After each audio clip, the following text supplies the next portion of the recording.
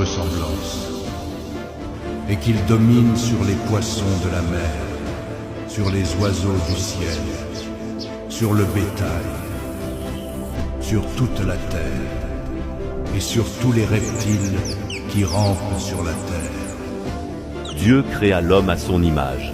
Il le créa à l'image de Dieu. Il créa l'homme et la femme. Dieu les bénit, et Dieu leur dit: Soyez féconds, multipliez, remplissez la terre, et l'assujettissez, et dominez sur les poissons de la mer, sur les oiseaux du ciel, et sur tout animal qui se meut sur la terre.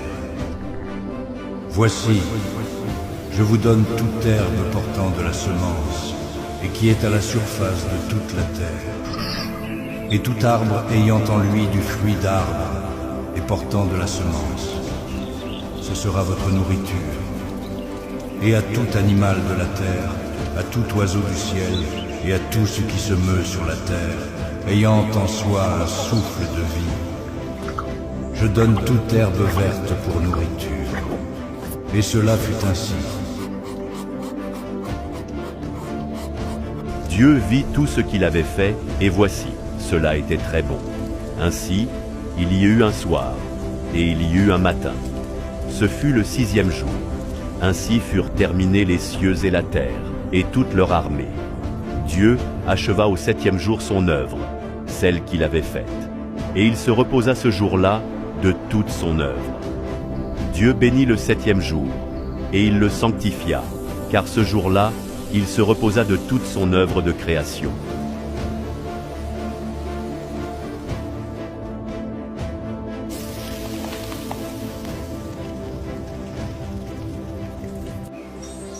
L'Éternel Dieu forma l'homme de la poussière du sol, souffla dans ses narines un souffle de vie, et l'homme devint un être vivant. Dieu planta un jardin en Éden, à l'est. Il y plaça l'homme qu'il avait formé.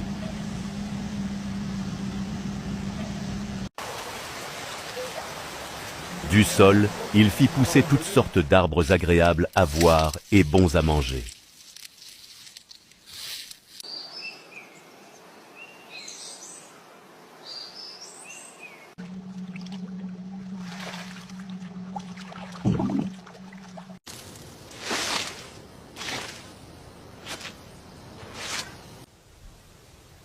Au centre du jardin, il plaça l'arbre de vie et l'arbre de la connaissance du bien et du mal.